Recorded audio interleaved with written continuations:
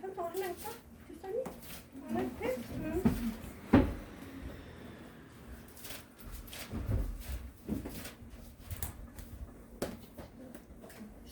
춥지 않아도? 집사님 괜찮아? 안 추워. 네.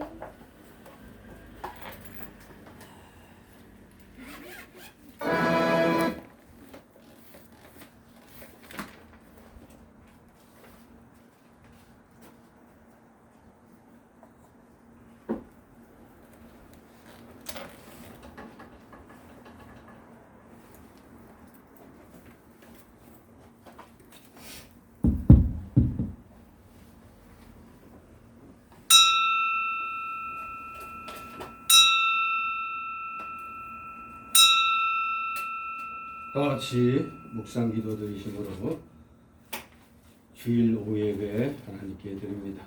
다 같이 묵도 드립니다.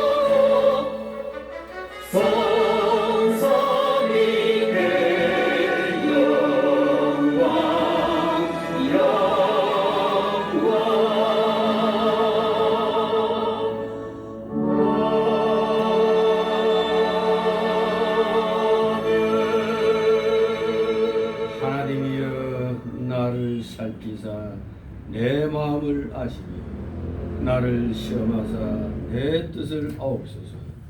내게 무슨 악한 행위가 있나 보시고 나를 영원한 길로 인도하소서. 아멘. 다같이 사도신경으로 신앙고백 하나님께 드립니다. 전능하사 천지를 만드신 하나님 아버지를 내가 믿사오며 그 아들 우리 주 예수 그리스도를 믿사오니 이는 성령으로 잉태하사 동정녀 마리아에게 나시고 본디오 빌라도에게 고난을 받으사 십자가에 못 박혀 죽으시고 장사한 지 사흘 만에 죽은 자 가운데서 다시 살아나시며 하늘에 오르사 전능하신 하나님 편에 앉아 계시다가 저희로서 산 자와 죽은 자를 심판하러 오시리라. 성령을 믿사오며 거룩한 공예와 성도가 서로 곁하는 것과 죄를 사하여 주시는 것과 몸이 다시 사는 것과 영원히 사는 것을 믿사옵나이다. 아멘.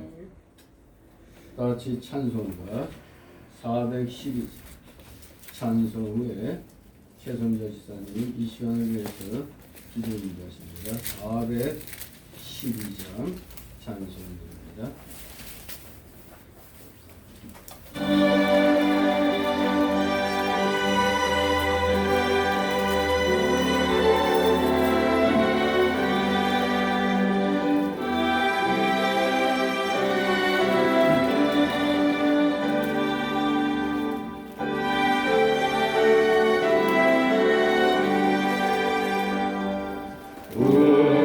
우리는 조금은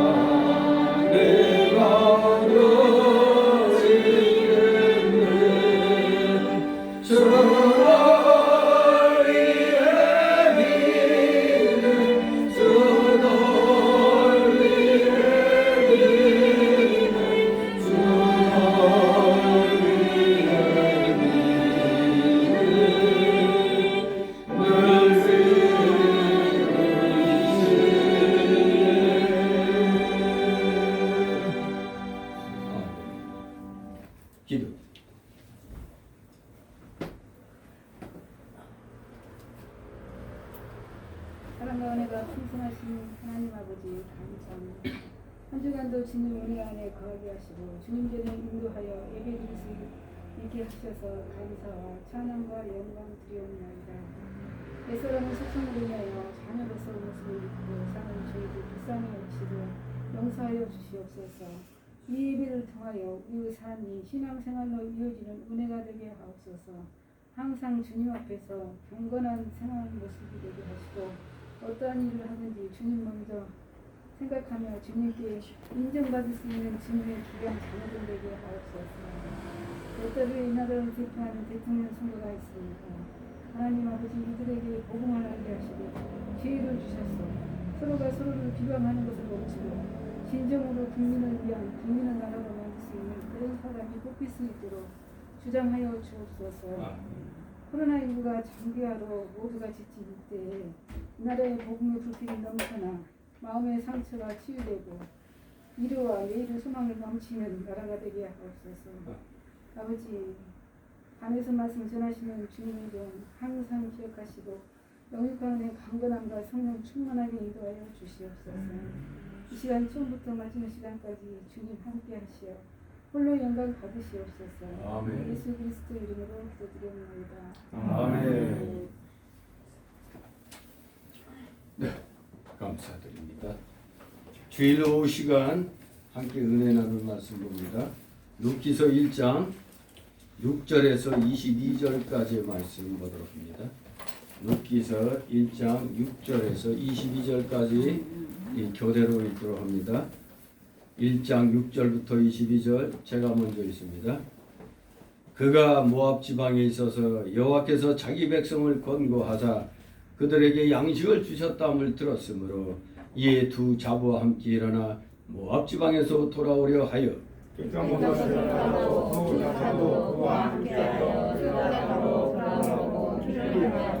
나오미가 두 자부에게 이르되 너희는 각각 어미의 집으로 돌아가라.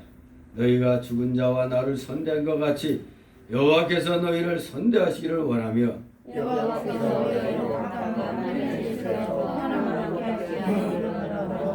그들에게 입맞춤에 그들을 손으로 올리며 나오미에게 이르되 아니니이다. 우리는 어머니와 함께 어머니의 백성에게로 돌아가겠나이다. 나오미가 너희가 어찌 나와 함께 가자느냐 나의 태중에 너희들이 오리오리냐 내 딸들아 돌이켜 너희 길로 가라. 나는 늙었으니 남편을 두지 못할지라. 가령 내가 소망이 있다고 말한다든지 오늘 밤에 남편을 두어서 아들들을 생산한다 하자. 너희가 어찌 그것을 인하여 그들의 자기를 기다리느냐 어찌 그것을 인하여 남편들을 얻겠느냐 내 딸들아 그렇지 아니하냐 여호와의 손이 나를 씻음으로 나는 너희로 인하여 더욱 마음이 아프도다. 그들이 소리를 높여 다시 울더니 오르바는 그 시모에게 입맞추되 룻은 그를 쫓았더라. 나무가 떠오르되 나의 분신부 백성과 불신에게로 가라니 또 동물들아 돌아가라. 룻이 가로되 나로 어머니를 떠나며 어머니를 따르지 말고 돌아가라. 강권하지 마옵소서. 어머니께서 가시는 곳에 나도 가고 어머니께서 유숙하시는 곳에서 나도 유숙하겠나이다. 어머니의 백성이 나의 백성이 되고 어머니의 하나님이 나의 하나님이 되시리니 어머니께서 죽으시는 것도 나도 죽고 거기 장사될 것이다. 만일 내가 죽는 이후에 어머니와 떠나면 여호와께서 내게 벌을 주시고 더 내시기를 원합니다. 나오미가 룻의 자기와 함께 가기로 굳게 결심함을 보고 그에게 말하기를 그치니라. 이에 그 사람이 행하여 베들레헴까지 이르니 베들레헴에 이를 때에 온 사람이 그들을 위하여 다들 중하게 되기를 네가 나오미냐. 나오미가 그들에게 이르되 나를 나오미라 칭하지 말고 말하라 칭하라. 이는 전능자가 나를 심히 괴롭게 하셨음이니라. 내가 궁정국에 나갔더니 여호와께서 나로 키워보라고 하셨느니라. 여호와께서 나를 신고하시고 전능자가 나를 괴롭히셨거늘 내가 어찌 너를 여호와라 생각합니다. 다 같이 나오미가 모압 지방에서 그 잡은 모압 여인 룻과 함께 돌아왔는데 그들이 보리 추수 시작할 때 베들레헴에 이르렀더라. 아멘. 네, 오후 시간의 제목은 룻의 헌신입니다. 룻의 헌신. 우리가 오전에 살펴봤듯이 한 가정의 잘못된 선택이 그 가정을 엄청난 불행으로 몰고 간 것을 보게 됩니다. 하나님의 권고하신 땅을 떠나 이방 나라에 가서 좀 편히 살 줄 알았더니 거기에 갔더니 남편이 죽고 또 거기다가 깨닫지 못하고 또 이방 여인을 며느리로 맞이하고 그러더니 결국 모압으로 온 지 10여 년쯤 지나서 그 아들 말론 기돈마저 죽었습니다. 그야말로 웬만한 사람 같으면 절망의 구렁텅이에 떨어질 그런 순간이었습니다만 나오미는 다시 이제 힘을 내가지고 믿음으로 이제 고향으로 돌아가기로 결심을 합니다. 그래서 오늘 6절에서 22절까지를 두 단락으로 나눠봅니다. 6절에서 14절까지 유다 땅으로 돌아가기로 결심하고 자부들에게 친정으로 돌아가라고 권하는 나오미, 즉 자부들에게 친정으로 돌아가라고 권하는 시모 나오미.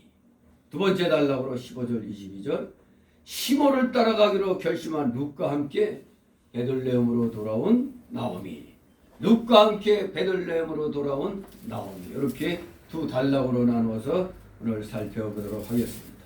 자, 먼저 첫 번째 단락으로 6절 14절 유다 땅으로 돌아가기로 결심하고 자부들에게 친정으로 돌아가라고 시어머니로서 참아할 수 없는 그러한 번거를 합니다. 자, 6절 7절 있습니다. 그가 모압 지방에 있어서 여호와께서 자기 백성을 권고하사 그들에게 양식을 주셨다함을 들었으므로 이에 두 자부와 함께 일어나 모압 지방에서 돌아오려 하여 있던 곳을 떠나고 두 자부도 그와 함께하여 유다 땅으로 돌아오려고 길을 향하다가 아멘. 자, 이제 이 6절부터 앞에 5절까지 그 내용과 그 무대가 그 이야기의 진행 내용과 무대가 아주 이제 급속도로 지금 변화하고 있는 것을 보게 됩니다. 이국 땅에서 남편과 두 아들을 잃고 홀로 남은 나오미에게는 그야말로 하나님께 대한 절실한 간절한 신앙 외에 남은 것이 하나도 없었을 그런 상태였습니다. 자, 그런 상태에서 여호와께서 자기 백성을 권고하사 그들에게 양식을 주셨다함을 들었다고 그랬습니다. 모압 지방에서 떠나온 고향 소식이 들려온 겁니다. 열해가 지나서 이미 모압 땅에 거한 지 10년이라고 했죠. 10년 만에 남편 두 아들 다 죽었습니다. 그랬더니 하나님께서 유다 땅 베들레헴에 권고하셔서 비를 내려주시고 풍년이 들게 해주셔서 양식이 넉넉하게 되었다는 소식을 듣게 됩니다. 전통적 신앙에 충실한 히브리인들은 인간의 모든 삶이 하나님의 통치하에 있다고 믿었습니다. 그것이 바로 13절, 20절의 말씀인 것입니다. 모든 삶은 하나님의 통치하에 있다. 나오미 역시 모압 땅에서 10년이 넘도록 살았지만 그와 같은 전통적인 신앙을 결코 버리지 않고 유지하고 있었던 겁니다. 이제 베들레헴의 기근이 끝났다는 소식을 듣자 이제 시모 나오미는 거기서 구원자 하나님의 손길을 비로소 10년이 넘어갈 쯤에 이제 깨달았던 것입니다. 그래서 다시 베들레헴으로 돌아갈 결심을 했던 겁니다. 낭패와 실망을 당한 나오미가 이제 옛날 신앙의 자리, 하나님이 권고하시는 곳으로 돌아가는 길이 사는 길임을 깨달았던 것입니다. 다시 8절 9절 있습니다. 나오미가 두 자매에게 이르되 너희는 각각 어미의 집으로 돌아가라. 너희가 죽은 자와 나를 선대한 것 같이 여호와께서 너희를 선대하시기를 원하며 여호와께서 너희로 각각 남편의 집에서 평안함을 얻게 하시기를 원하노라 하고 그들에게 입맞춤에 그들이 소리를 높여 울며 아멘. 자, 이제 이 8절부터 14절까지의 그 핵심은 이렇게 분명히 시어머니는 자기 혼자 돌아갈 테니까 두 며느리 보고 고향으로 가라고 권고를 하고 있습니다. 그럴 때 지금 이 또 10절 이하에 보면은 시어머니하고 동행하기를 간청하는 그 룻의 모습을 보게 됩니다. 시어머니와 동행하기를 원하는 며느리들, 물론 처음엔 오르바도 뭐 룻과 같은 마음으로 시어머니를 따르려고 했던 것입니다. 그렇기 때문에 나오미가 그 두 며느리를 설득하고 있는 겁니다. 설득을 하는 거죠. 이 같은 번뇌의 결과 결국 오르바는 이제 모압으로 되돌아갔는데 우리는 여기 이 오르바의 행동에 대해서 비난할 수는 없죠. 왜냐? 그녀는 또 시어머니에게 나름대로 눈물겨운 최선을 다했습니다. 그들이 소리 높여 울었다고 그랬어요. 그런데 나오미도 분명히 그들을 인정하죠. 나를 선대한 것처럼 또 지금 죽은 자와 너희가 죽은 자와 나를 선대한 것 같이 이 말씀이 벌써 굉장히 두 며느리가 이 시어머니 나오미에게 남편이 다 죽었는 상태에서도 시어머니에 대한 그 예의를 깍듯하게 대했다는 것을 여기서 알 수가 있는 겁니다. 나를 선대했다고 그랬잖아요. 아무튼 나름대로 눈물겨운 최선을 다했던 겁니다. 그런 다음에 이제는 하라는 대로 순종했을 뿐이기 때문에 오르바를 뭐 좀 되게 며느리가 돼갖고 그러냐 이렇게 비난할 수가 없는 겁니다. 나름대로 최선을 다했는데 시어머니가 굳이 이제 나를 떠나가라고 하니까 자기들이 떠나가겠다고 해서 떠난 게 아니에요. 시어머니가 떠나가라고 했거든요. 고향으로 가라고.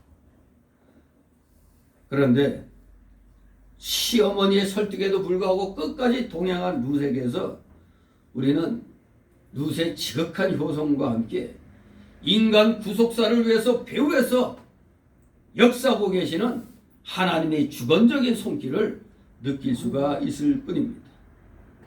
한사코 자부들을 돌려보내려고 한 나오미, 며느리들을 한사코 돌려보내려고 했죠. 이러한 시어머니 나오미의 행동에 대해서 우리는 몇 가지 생각을 고려해 볼 수가 있어요. 첫째로 나오미는 아마도 자신의 이 뼈아픈 불행을 며느리들에게까지 당하게 하고 싶지 않았기 때문에 설득을 했던 겁니다. 두 번째로 자신에게 닥친 이러한 공경의 근본 원인이 다 하나님께 대한 불순종 때문이었다는 점을 깨달았기 때문에 나오미는 며느리들과 자신과의 그 신앙적 괴리감을 인식하고 인간적인 이별의 아픔을 감수하고자 했던 것입니다. 분명히 저들은 모압 여인들이고 비록 내 며느리 됐지만 지금 내가 저들을 붙잡을 그 근거가 없잖아요.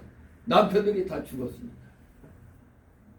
근데 이 룻은 끝까지 동행하기를 원했던 그런 상황 속에서 한사코 돌아가라고 시어머니는 말렸거든요.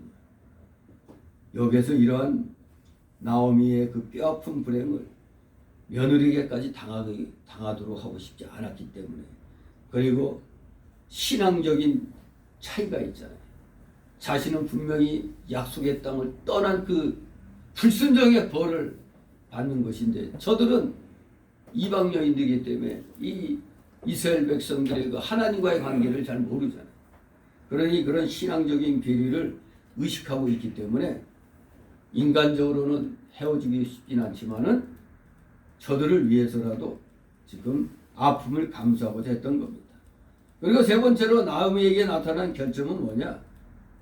그녀가 자신의 모든 생활에서 간접적으로 며느리들에게 여호와의 신앙에 대한 영향을 미쳤을 것은 분명한 일인데 좀 더 이 어머니, 시어머니가 좀 한 단계 더 나아가가지고 며느리들을 하나님께로 인도하고자 하는 그런 적극적인 신앙을 보이지 않았다는 점이 좀 아쉬운 거죠. 좀 다소 인간적인 생각이 앞선 거죠. 이 불행은 나 혼자만 당하면 돼. 굳이 쟤네들에게까지. 남편들도 없는데 내가 어떻게 쟤네들을 데리고 가겠는가 하는 그 인간적인 생각이죠. 어떻게든 저들을 하나님께로 더 끌어들이려고 하는 그런 신앙적인 적극성을 보여야 됐을 텐데 그것이 좀 부족한 점이 나오미한테 좀 아쉬웠던 것입니다. 아무튼 시어머니 나오미는 두 며느리와 함께 길을 떠나서 유다 땅 베들레헴으로 돌아가던 중에 두 며느리에게 자신들의 그 친정 고향으로 돌아가라고 권면을 한 것입니다. 물론 나오미가 두 며느리에게 돌아가라고 한 것은 억지로 따라오게 하지 않기 위함이었죠. 억지로. 며느리니까 어쩔 수 없이 또 그런 마음도 인간적으로 또 자기가 생각할 때 분명히 그럴 것이라고 생각을 했던 거죠. 그게 바로 하나님 믿는 신앙과 이 이방인들과의 이 괴리가 있기 때문에 그런 거예요. 그 신앙적인 그 간격이 있기 때문에 억지로 마지못해 따라오는 걸 사실 원하지 않았습니다만 또 한편으로는 또 두 며느리의 믿음을 또 한번 시험해 보기 위해서도 또 이런 말을 했을 수도 있죠. 우리가 인간적으로 보면은 내가 아무리 이렇게 돌아가라고 했지만 그래도 돌아가면 쓰겠느냐 이런 것도 좀 그런 마음도 또한 있는 겁니다. 여러분부터 뭐 어떤 일을 당했을 때 흔히 뭐 좀 그냥 이제 그만 됐으니까 그만 이제 돌아가라고 이런 말 많이 하잖아요. 근데 사실 속으로는 더 있어졌으면 좋겠는데 하는 그런 마음도 있잖아요. 그러니까 그런 서운함 또 어떤 기대감 그런 것이 나오미에게는 남아 있었던 겁니다. 다시 말하면 저렇게 믿음이 좀 부족한 며느리들을 베들레헴으로 데리고 가면 혹시 또 가가지고 원망과 불평해가지고 그러면 서로 손해만 보고 더구나 그 고향 사람 베들레헴 사람들에게 덕이 되지 않잖아요. 어디서 그냥 떠났다가 이제 여기가 좀 풀리니까 돌아왔는데 어떻게 또 이방 여인들을 며느리로 데려왔는가. 저런 것들이 또 우리의 그 질서를 또 깬다고 또 그렇게 또 주변 사람들로부터 욕을 먹을 수도 있었죠. 그러니 속으로 한편으로는 베들레헴에 가서 이길 만한 믿음이 있는 며느리면은 데리고 가고 그런 믿음이 없으면 데리고 가면 안 되겠다. 그런 또 어떤 마음속에 또 계산을 했는지도 모릅니다. 여기에는 뭐 성경에는 그게 나타나 있지 않지만 우리가 인간의 심리를 분석해 보면은 그런 두 가지의 마음이 있잖아요. 정말로 다 떠나면 서운한데 그래도 같이 가겠다면은 괜히 기분이라도 좀 좋잖아요. 아무튼 기대감 또 실망감 이런 것들이 같이 교차하고 있는 나오미의 그런 심정임을 우리는 읽어보게 되는 겁니다. 아무튼 이것은 요한복음 6장 52절 이하에 소개되고 있는 오병이의 기적. 예수님께서 오병이어로 5,000명을 먹인 다음 날에 더 많은 군중이 몰려왔을 때 예수님이 뭐라고 그랬어요? 예수님의 살과 피를 먹지 않는 자는 예수님과 상관이 없다고 해서 다 돌려보내고 심지어 12 제자들에게까지도 가고 싶으면 가라고 하신 것과 또 같은 또 믿음의 어떤 이러한 시험 같은 거 이런 것일 수도 있는 겁니다. 예수님이야 뭐 다 사람의 속을 아시니까 그렇지만 우리 인간들은 그런 걸 모르잖아요. 그러니까 나름대로 인간의 입장에서는 좀 테스트하고 싶은 그런 것도 있는 겁니다. 다 돌아가면 내가 마음 편하겠다는 생각하지만 한편으로는 또 진짜로 다 가버리면 좀 섭하지 하는 그런 마음도 있는 겁니다. 그게 우리 인간의 부족한 마음이에요. 딱 10절 13절 있습니다. 10절 13절. 나오미에게 이르되 아니니이다. 우리는 어머니와 함께 어머니의 백성에게로 돌아가겠나이다. 나오미가 가로되 내 딸들아 돌아가라. 너희가 어찌 나와 함께 가려느냐. 나의 태중에 너희 남편 내 아들들이 어려 있느냐. 내 딸들아 돌이켜 너희 길로 가라. 나는 늙었으니 남편을 두지 못할지라. 가령 내가 소망이 있다고 말한다든지 오늘 밤에 남편을 두어서 아들들을 생산한다 하자. 너희가 어찌 그것을 인하여 그들의 자라기를 기다리겠느냐. 어찌 그것을 인하여 남편 일을 멈추겠느냐. 내 딸들아 그렇지 아니하니라. 여호와의 손이 나를 치셨으므로 나는 너희로 인하여 더욱 마음이 아프도다. 아멘. 이제 나오미가 그렇게 권면했을 때 그들이 막 울고 어머니와 함께 어머니 백성에게로 돌아가겠다 했을 때는 인간적으로 속으로는 좀 기분이 좋았을 수도 있겠죠. 아무튼 일단은 며느리들이 그렇게 나오니까 나오미는 좀 마음이 좀 흡족했을 거예요. 하지만 어차피 믿음이 없이 가면은 고생할 건 뻔하고 서로에게 덕이 안 되니까 다시 이제 더 권면합니다. 내 딸들아 돌아가라. 너희가 어찌 나와 함께 가려느냐. 나의 태중에 너희 남편들 아들들이 오히려 있느냐. 이러면서 너 길로 가라고 권하고 있죠. 이 참 내 딸들아 돌아가라. 너희가 어찌 나와 함께 가려느냐. 나의 태중에 너희 남편들 아들들이 오히려 있느냐. 이 말씀은 상당히 좀 오늘날의 시각으로는 좀 이해가 좀 안 될 수가 있어요.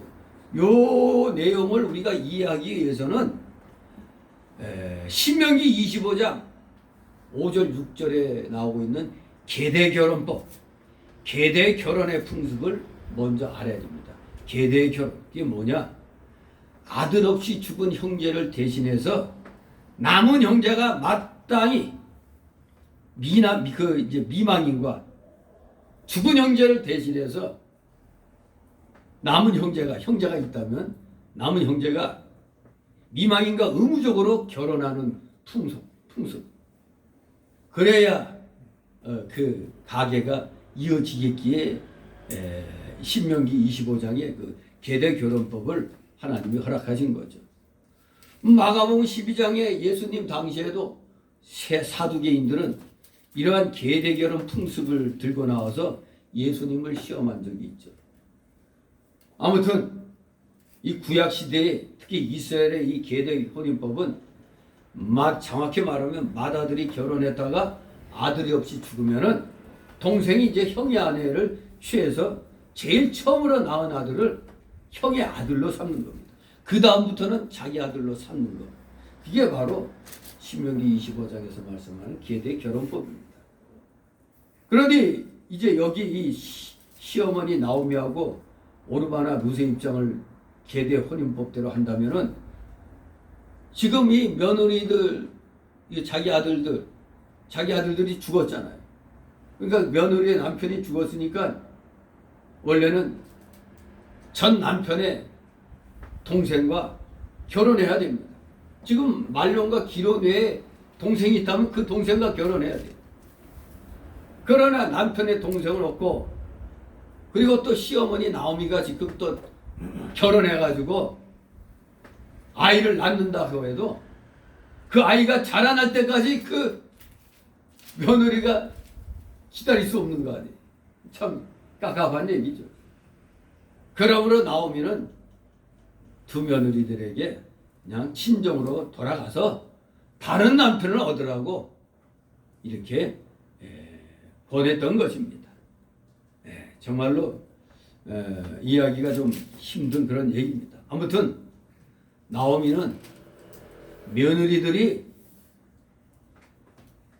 그녀와 함께 가면은 결코 뭐 과부 신세를 면할 길이 없다는 사실을 사실 좀 국어 문법으로 보면은 점층법적으로 설득을 하는 겁니다. 어떻게든지 얘네들을 돌려보내는 게 낫겠다. 믿음 없이 가면 뭐 그야말로 고생바가지인데. 그래서 점층법적으로 지금 설득하는 겁니다. 이는 하나님의 크신 섭리를 제한시키는 인간의 연약함을 또 드러낸 예라고 할 수 있고, 나오미에게 좀 아쉬운 면이 있는 겁니다. 저렇게 간절히 원한다면 같이 데리고 가서 하면 또 하나님이 또 어떠한 또 복으로 그들을 맞이해 주실지 모르는 거거든요. 아무튼 나오미의 이 생각은 어디까지나 사실 인간적인 인본주의적인 생각입니다. 인본주의적인 생각. 어떻게든지 전도해가지고 하나님 앞에 서도록 해야 되는데 아예 포기를 시키고 있는 거거든요.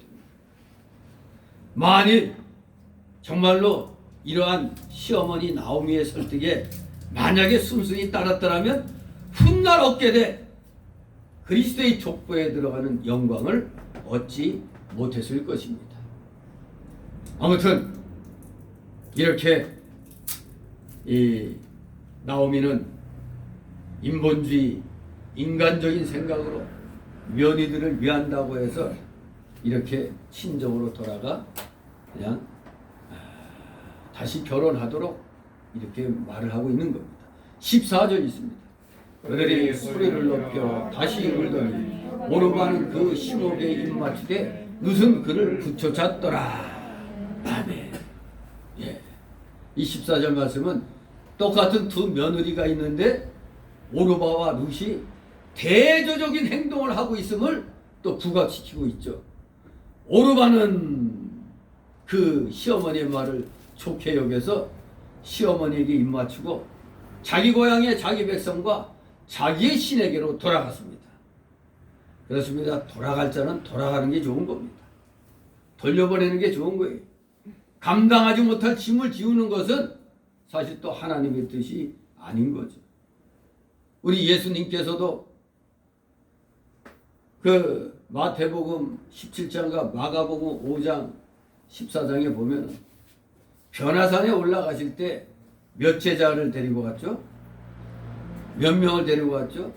12제자들 가운데 3사람만, 베드로, 요한, 야고보, 요 3사람만 데리고 올라갔습니다.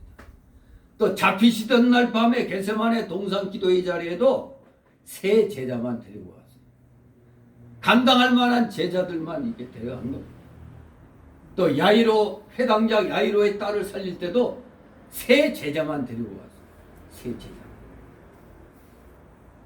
왜? 다른 제자들 다 데리고 간다면 또 믿음은 천층만층이라고 그랬는데 도리어 믿음이 연약한 그런 제자들 때문에 하나님 일이 방해받을 수 있기 때문에 우리 예수님이 그렇게 하신 겁니다. 그래서 우리가 이 나오미의 이 행동을 한편으로는 아쉽다고 하면서도 또 한편으로는 또 이러한 생각도 긍정적으로는 또 그렇게 또 얘기할 수도 있죠. 그래 어차피 돌아갈 자는 돌려보는 게 좋다. 믿음이 따르지 않는 자 억지로 데리고 갔다가 도리어 주변 사람들에게 더 큰 또 시험거리를 주면 본인도 안 좋고 주변 사람들도 안 좋다는 거. 자, 아무튼 긍정적으로 보면은 하나님이 어떻게 역사하시는지도 모르는 가운데 그저 자기 생각대로 한 것이지만 또 한편으로는 만에 하나 믿음이 따라가지 못한다면은 도리어 서로 더 큰 아픔을 겪어야 되니까 아무튼 우리는 이 나오미를 통해서 이 하나님의 그 뜻도 한번 살피면서 인간적인 또 생각을 또 이렇게 한편으로는 할 수밖에 없는 겁니다. 어차피 우리도 다 연약한 인간들이라 완벽한 믿음의 사람은 없는 거거든요. 그러나 이런 연약함 속에서도 진주를 찾았으니까. 진주가 누구예요? 보아가 누구예요? 룻을 찾았잖아요. 오르바는 마지못해 돌아가는 것 같이 해서 돌아갔지만 룻은 지금 뭐라고 했습니까? 그를 붙쫓았더라. 이 붙쫓았더라 이 말 우리말로도 좀 생소한 단어죠.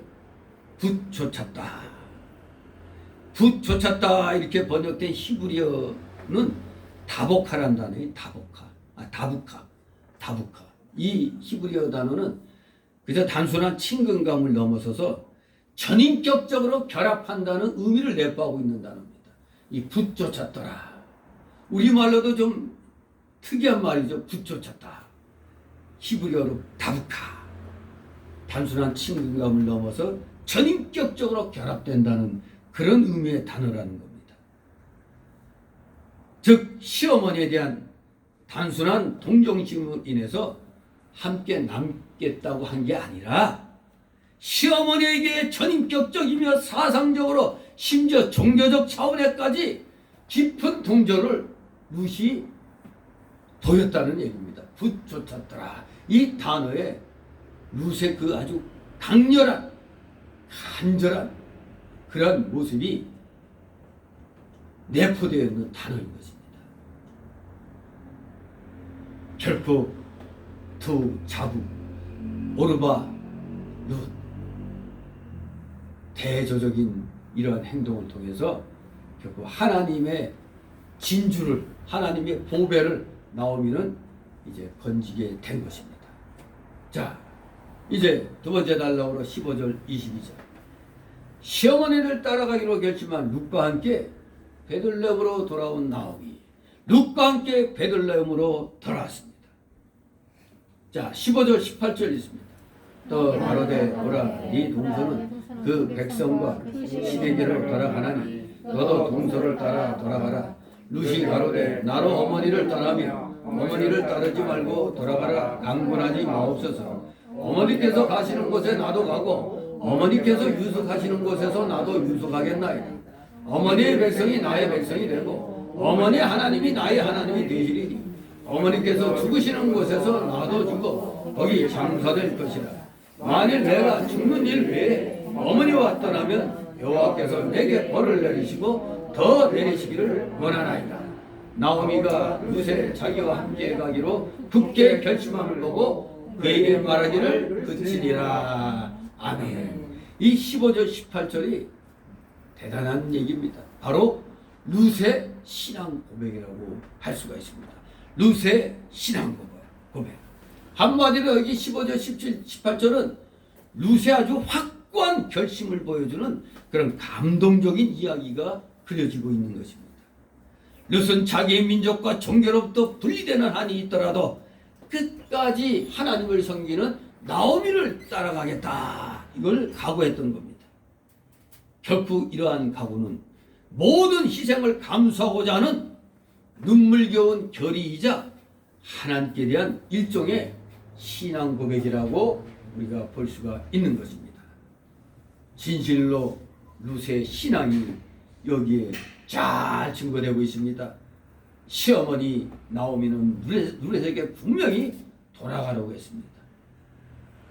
그랬더니 룻은 어머니께서 가는 곳에 나도 가고 어머니께서 유숙하시는 곳에서 나도 유숙하겠나이다.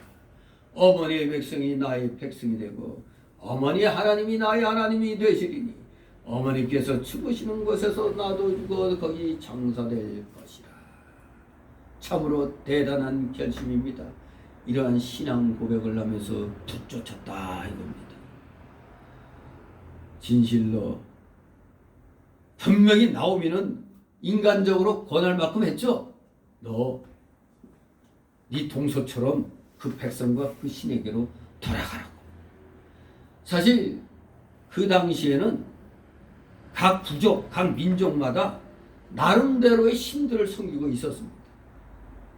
그렇기 때문에 나오미가 이러한 표현을 쓴 것으로 봅니다. 참고로 그 당시 그 모압의 신은 그모스 신이었어요. 그모스. 모압 족속의 신은 그모스였습니다. 그리고 이러한 표현 속에는 또 나름대로 룻에게 신앙적인 어떤 결단을 요구하는 의도 또한 담겨 있다고도 우리가 긍정적으로 볼 수가 있는 것이죠. 왜? 분명히 16절에 어머니의 하나님이 나의 하나님이 되시리니 라는 이 룻의 답변 속에서 시어머니 나오미는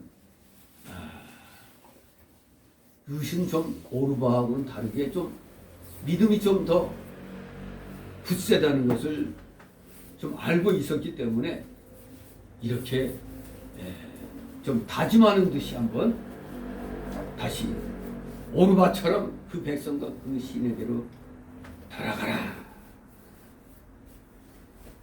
너도 동서를 따라 돌아가라고 분명히 말씀 전해 준 겁니다. 그랬더니 어머니의 백성이 나의 백성이 되고 어머니 하나님이 나의 하나님이 되신다고 고백을 합니다. 물론 오전에도 말씀드렸듯이 구약시대에도 이방인들이 이스라엘 백성이 될 수 있는 길이 열려 있었습니다. 이스라엘은 여호와를 믿는 신앙 공동체였기 때문에 이방 남자는 할례를 통해서 이방 여인은 신앙 고백을 통해서 이스라엘 백성 가운데 편입할 수가 있었습니다. 그렇기 때문에 우리가 알고 있는 대로 이스라엘 사회는 대단히 폐쇄적인 것 같이 생각할 수 있지만 오히려 그 내막을 들어가 보면은 이스라엘 민족이 도리어 개방적인 성격을 띠고 있었음을 알게 됩니다. 우리 하나님께서는 분명히 이스라엘의 이방화 세속화를 금했지만 이방의 이스라엘화는 환영하신 겁니다. 바로 룻은 비록 이방 여인이었지만 이렇게 여호와께 대한 신앙 고백을 통해서 진정한 이스라엘 백성의 일원이 되고 결국에는 그리스도의 족보에 그 이름이 올라가게 되는 겁니다. 정말로 이 룻이 시어머니하고 함께 이렇게 접촉하는 시간이 많다 보니까 당연히 시어머니를 통해서 하나님을 발견하게 되는 겁니다. 그랬더니 룻이 이렇게 굳건한 신앙의 결심을 보였다는 것 자체가 시어머니하고 교제하면서 그 하나님이 너무 좋고 즐거워서 결코 하나님을 떠날 수가 없었고 그리고 자기 백성인 모압 사람들보다도 하나님 섬기는 이스라엘 백성이 더 좋아 보이고 또 육신의 어머니보다 신앙의 어머니가 더 좋고 육신의 남편보다 그 고향 땅에 돌아가서 또 뭐 재혼한다 하면 그래 인간적으로 그냥 뭐 덜 외로울 수는 있겠으나 그런 육신의 남편보다는 하나님이 더 좋고 또 하나님 섬기는 것이 너무 즐거워서 이 룻은 결코 시어머니 곁을 떠날 수가 없었던 겁니다. 하나님이 너무 좋은데 어떻게 떠나? 그렇습니다. 하나님 섬기는 성도가 너무 즐겁게 보여서 자기의 신과 자기의 고향과 자기 백성을 떠나서 하나님을 내 하나님으로 삼고 하나님의 백성과 함께 살기 위해서 시어머니를 나오미를 따라가기로 룻은 이렇게 굳게 결심하고 붙쫓았다. 이렇게 그 모습을 붙쫓았다. 그렇게 표현하고 있는 겁니다. 하나님은 시편 43장 4절에 극락의 하나님이라고 그랬습니다. 모든 낙의 최고, 모든 즐거움의 최고봉이 바로 하나님인 것입니다. 하나님 백성인 성도에게는 즐거움이 있다고 시편 16장 3절 43장 4절에서도 말씀하고 있습니다. 바로 하나님 백성인 성도에게는 이런 기쁨과 즐거움이 있는 것을 알게 해주고 하나님 섬기는 법을 알게 해주고 자기를 신앙으로 인도해준 시어머니를 결코 떠날래야 떠날 수가 없었기 때문에 이렇게 신앙 고백을 하면서 만일 내가 죽는 일 외에 어머니와 떠나면 여호와께서 내게 벌을 내리시고 더 내리시기를 원하나이다. 이거 엄청난 고백이죠.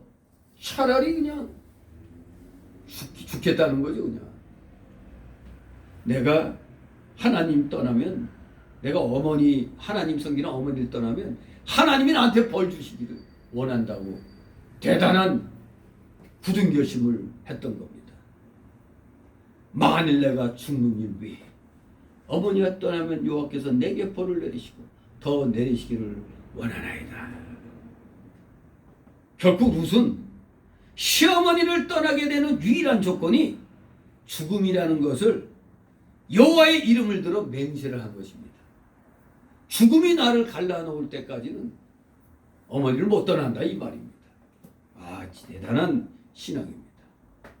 여기서 룻이 여호와라는 명칭을 사용했다는 점에서 우리는 주목할 필요가 있죠. 아니, 룻이 여호와께서 내게 벌 내리시고 더 내리시기를 원하나이다. 이건 대단한 믿음 아닙니까? 여호와라는 명칭을 사용했다는 이 사실.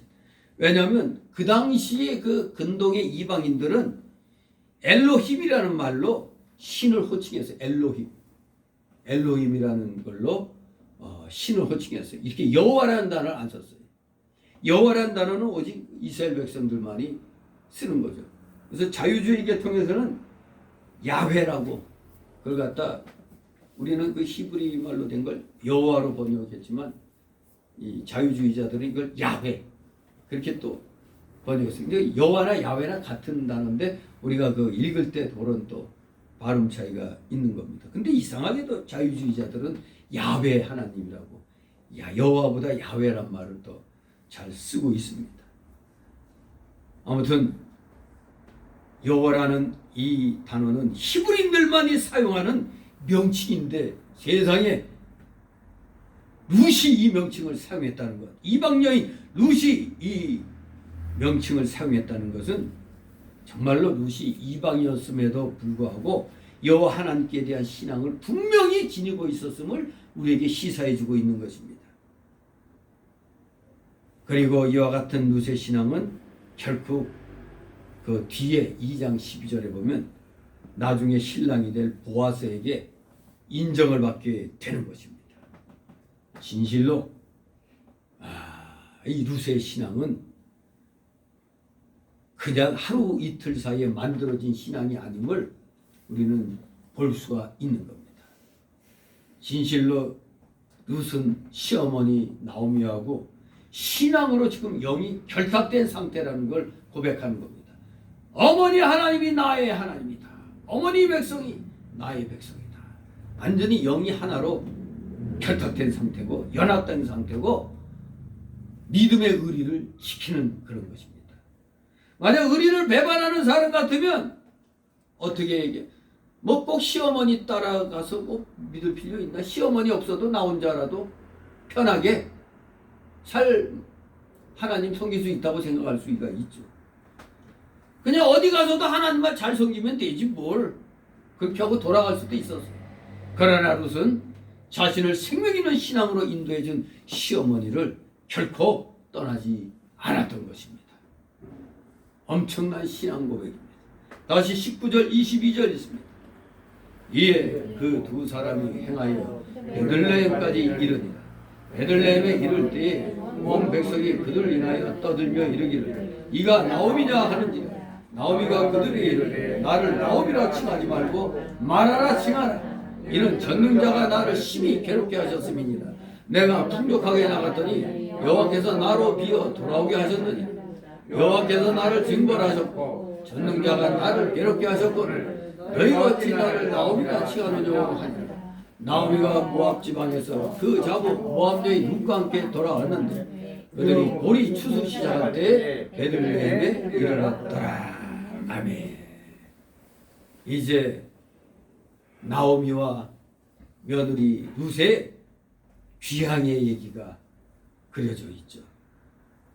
나오미한테는 고향으로 돌아오는 길이고 며느리 룻한테는 새로운 신앙의 도전이 기다리고 있는 곳이었습니다. 참으로 나오미와 룻의 귀한 장면으로서 이제 2장 이하에서 전개되는 새로운 상황의 배경을 이 19절 22절이 제공을 해주고 있는 것입니다. 그런데 이들이 귀환할 무렵은 그 22절을 보면은 보리 추수 때라고 그랬죠. 보리 추수 시작할 때라고. 이걸 보면은 아마 보리 추수가 그 당시 이스라엘 지방에서는 3, 4월경이거든요. 3, 4월경. 그러니 새로운 상황의 배경, 이제 추수 때, 보리 추수 때라는 것을 알 수가 있습니다. 따라서 대부분의 남자들은 밭으로 나가고 베들레헴 성읍에는 부녀자들만 남아 있었을 것입니다. 그들은 나오미가 비참한 모습으로 돌아온 것에 대해서 놀라움과 동정의 말로 떠들었던 것입니다. 원래 두 며느리가 있었지만 큰 며느리 오르바는 본 고향, 자기 고향 모압으로 돌아가고 이제 시어머니 나오미와 며느리 눈만 유대 땅으로 돌아왔던 겁니다. 그때가 보리 추수 때라고 말하고 있는 거죠. 그때 시어머니 나오미가 돌아온 것을 고향 사람들이 보고 나오미 하고 이제 반갑다고 영접을 했지만 나오미는 부끄러웠던 것이죠. 저들은 여기에서 그 흉년의 고통을 이겨냈는데 자기들은 그 흉년의 고통을 못 이겨서 있는 짐 싸갖고 그것도 이방 땅으로 도망치다시피 이사 갔는데 쩔끄당 망해가지고 지금 거지 신세같이 돼가지고 돌아왔으니 나오미는 한마디로 면목이 없는 그런 상태죠. 뭔가 돌아올 땐 아주 좀 거하게 그냥 끌고 들어와야 되는데 뭐야 뒤따라오는 거 하나도 없어. 며느리 눈만 딸랑 이렇게 오는 거 보니까 이 동네 사람들도 좀 놀랬겠죠. 하지만 10년이 지나가지고 돌아왔으니 그래도 얼마나 반갑게 맞이했습니다만 나오미는 자신을 자꾸 나오미라고 부르니까 나오미 오랜만이다 잘 돌아왔다 막 나오미 하니까 나 나오미라고 하지마 뭐라고 부르라고? 말하라고 말하라 칭하라고 했습니다. 원래 이 나오미의 뜻은 희락이라는 뜻이에요. 근데 말하는 괴로움입니다. 희락의 나오미가 그래도 육신의 평안을 쫓아 이방 땅으로 갔는데 그 희망의 나오미가 돌아올 때는 괴로움만 잔뜩 안고 돌아온 겁니다. 그렇잖아요. 온 가족 남자들 다 죽였잖아요. 그러니까 우리 한국 같으면 이걸 뭐라고 그래요? 남편 잡아먹는 여인이라고 그럴 거 아니에요. 심지어 남편도 부족해서 아들까지 다 잡아먹고 왔다고. 이제 그렇게 이제 놀림당할 수가 있잖아요. 이게 우리 한국에서는 능히 그렇잖아요. 나이 드신 분들은 아이고 저거 이 남편하고 자식들까지 다 잡아먹고 왔네. 이렇게 이제 비난하죠. 그러나 여기 이 베들레헴 사람들은 또 그래도 반갑게 영접했단 말이에요. 그랬더니 스스로가 신앙 양심에 찔려가지고 나 말아야 나 말하라고 그래. 괴로움 나 괴롭다. 희락이 나오미가 괴로움의 마라가 되었다. 이렇게 고백하는 겁니다. 나오미가 자기를 마라라고 불러주기를 원하는 것은 일종의 회개하는 자신의 그 믿음 없었음을 지난날의 그 믿음 없었음을 고백하는 그런 신앙 고백이었습니다. 나 말아야. 여전 모압 지방에서 당한 환난이 우연이 아니고 하나님께로서 온 것임을 알고 그 하나님의 주권과 섭리를 계속해서 순종해 나가보자 하는 그런 신앙의 마음이 있었기 때문에 회개하는 심령으로 나 말아야. 나 나옴이라고 하지 말고 말하라고. 나 이제부터 회개하는 삶을 살겠다 하는 그런 결심인 것입니다. 분명히 나오미는 고향 떠나 이방 땅에 간 것, 그래서 하나님의 징계를 받았다는 걸 여기서 뭐라고 표현합니까? 여호와께서 나를 징벌하셨고 전능자가 나를 괴롭게 하셨다. 이렇게 말씀하고 있죠. 이 괴롭게 하셨거늘에 해당하는 히브리어는 헤라입니다. 헤라. 여호수아 24장 20절에서 이스라엘이 여호와를 버리고 다른 이방신들을 섬기면 하나님께서 돌이켜 그들에게 화를 내리실 것이라고 경고할 때 헤라라는 단어를 썼어요. 여호와께서 징계하신다. 화를 내리신다. 이럴 때 사용하는 경고의 단어가 헤라인데 바로 나오미가 그걸 깨달았던 겁니다. 하나님의 징계로 내가 그런 꼴을 당했다는 것. 그래서 이러한 맥락에서 볼 때 이 나오미의 이 고백 속에는 진실로 약속의 땅을 도외시하고 잠시 육신의 평안함을 조차 이방 지방으로 피신한 사실에 대한 분명한 회개의 심정이 담겨 있는 겁니다. 그것이 바로 말하라고 칭하라는 이 단어에 철저히 회개하는 그 모습이 담겨 있는 것입니다. 끝까지 하나님의 주권과 섭리를 계속해서 순종해 나가고자 하는 그 신앙이 이 단어에 나타나 있는 겁니다. 그래서 결론적으로 우리는 오늘 이 룻기서 1장을 통해 가지고 우리는 분명히 오늘의 우리에게도 주시는 교훈이 있는 걸 알아야 됩니다. 분명히 오전에 말씀드렸듯이 1절 5절을 통해서 신앙의 길을 벗어나면 망하는 길로 들어선다는 걸 분명히 가르쳐 줬습니다. 그리고 두 번째로는 6절 이하에 어떤 행동을 취했습니까? 잘못을 깨달았을 때는 지체 없이 바로 믿음의 길로 돌아서는 것이 사는 길이다. 코로나가 무섭다고 지금까지 신앙생활을 다 박차버리고 교회를 떠난 사람들 100만 명가량이 된다는 그 사람들 참으로 안타깝죠. 잠시의 육신의 평안을 위해서 그렇게 떠났지만 과연 여기 이 나오미처럼 때가 되면 회개하고 다시 돌아올 사람이 과연 얼마나 될까? 그래서 세 번째로 하나님의 은혜를 받게 되면 절대로 놓치지 말고 붙잡아서 순종의 길로 가야 한다는 것을 우리에게 교훈해 주고 있는 겁니다.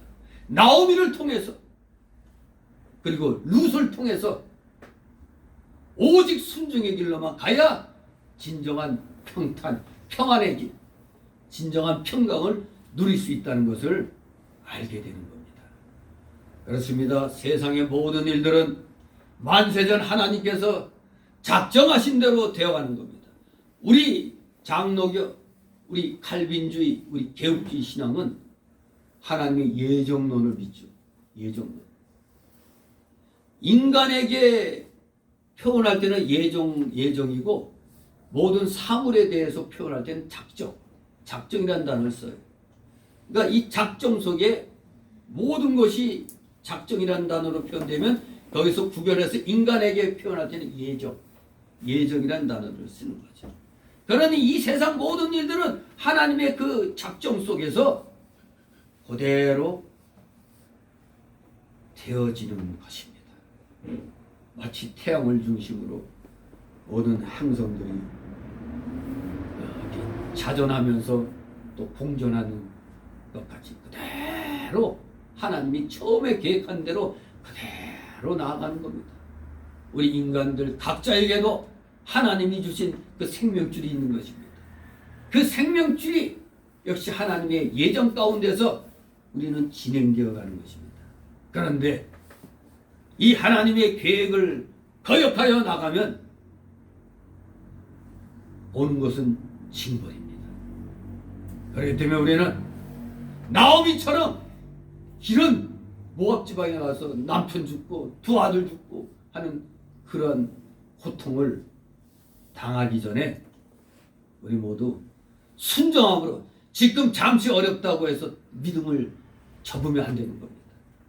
오직 순종함으로 모든 거 하나님께 맡기고 역경을 헤쳐나가면 놀라우신 하나님의 은혜를 체험하게 되는 겁니다. 여기 고향을 그 흉년 때 고향을 떠나지 않은 사람들은 그 모진 그 고통을 겪으면서 결국엔 하나님의 공부를 받잖아요. 그런데 여기는 잠시 어렵다고 떠났다가 모든 거 홀랑 다 잃고 거지꼴이 돼갖고 돌아왔으니 이제부터는 죽을 때까지 하나님 말씀대로 순종하며 살겠다고 나오미는 결심할 수밖에 없는 것입니다. 또 한편으로 룻은 이제 새로운 곳에 와서 무조건이야. 어떻게? 하나님만 바라고 말씀대로 순종해 나가는 것만이 살 길이라는 것을 이제 깨닫게 되는 것입니다.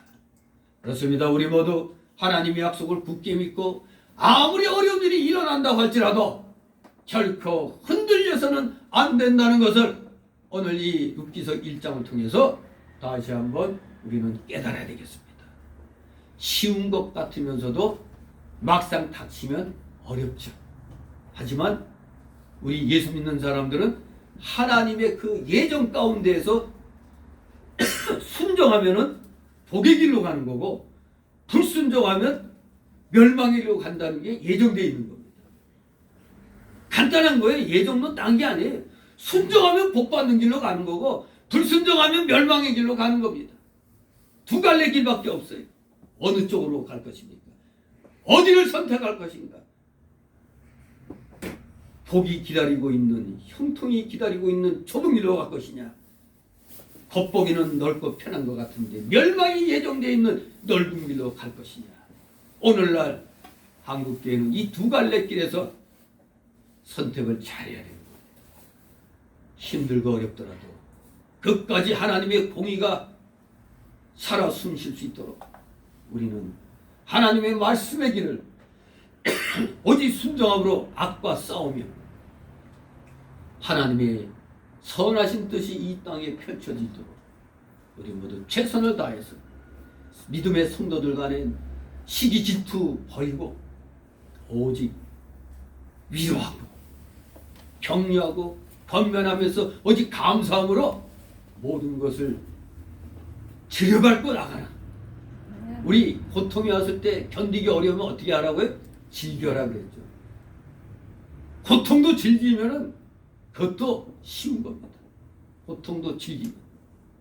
제가 이번에 계속 이빨 치료받는데 먼저 번에 가서 그거 막 이빨을 그냥 뭘로 뺑 하고 갈아내는 거에 그냥 이 머리끝까지 시큰시큰거리는 그 고통이 두 번째 갔을 때는 이미 학습이 돼 있어가지고 아이고 이거 또 지레 그냥 긴장하게 되잖아요.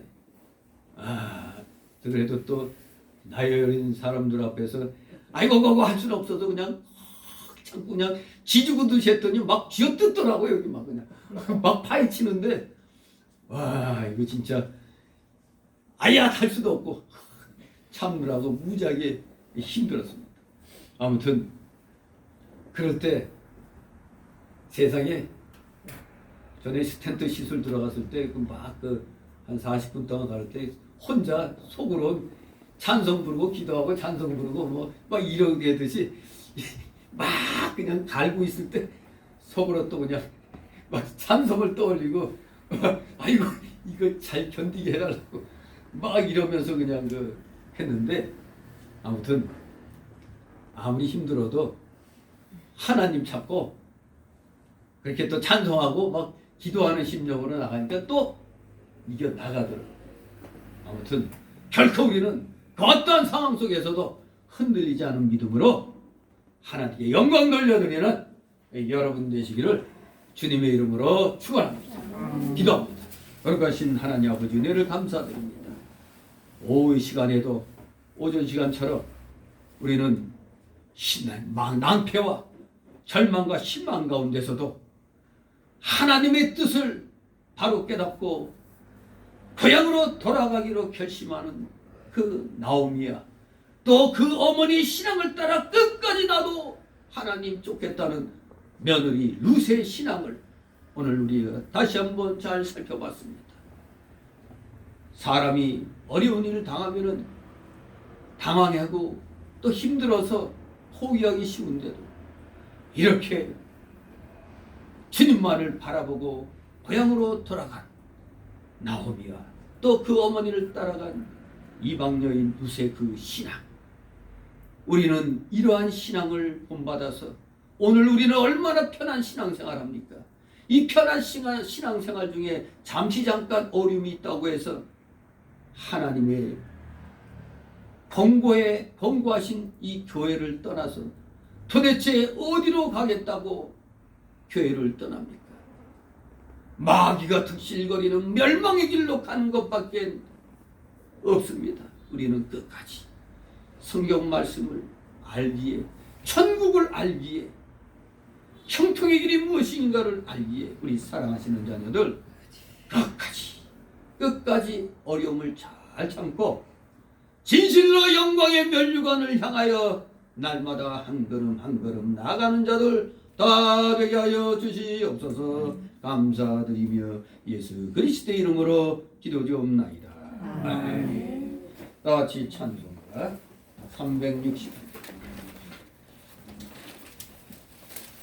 369장 찬송입니다.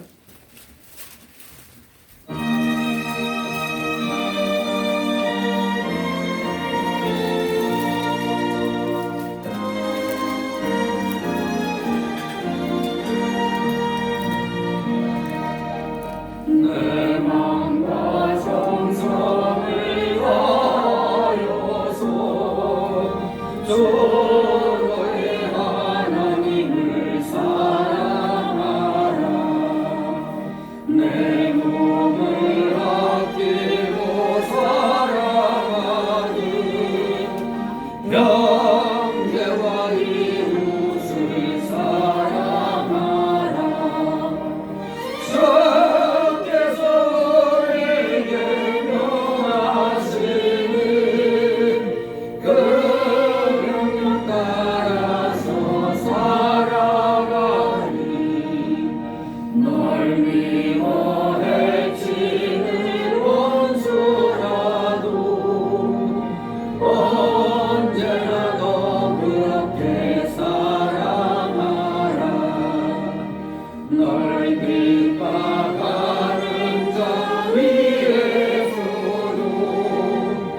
진실한 마음으로 복을 빌라. 주께서 우리에게 명하시는 그 명령 따라서 살아가니 나 항상 주님을 회방하고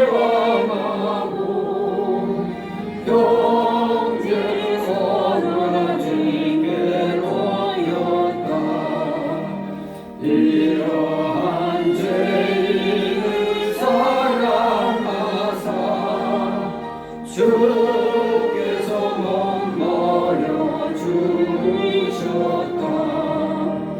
성령의 큰 사랑 버리지고 내 생명 다 바쳐 충성하리.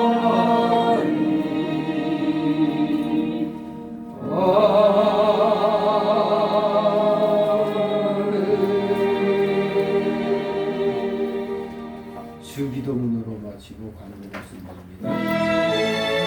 하늘에 계신 우리 아버지여, 이름이 거룩히 여겨주시옵소서. 나라의 마음이시며 뜻이 하늘에서 이루어진 것 같이 땅에서도 이루어지이다. 오늘날 우리의 영광을 주시고 우리가 우리에게 죄를 나를 사하는 것 같이 우리를 사하여 주시고 우리를 시험에 들게 하지 마옵시고 땅에서 구하옵소서. 내게 나라와 권세와 영광이 아버지께 영원히 있사옵나이다. 아멘.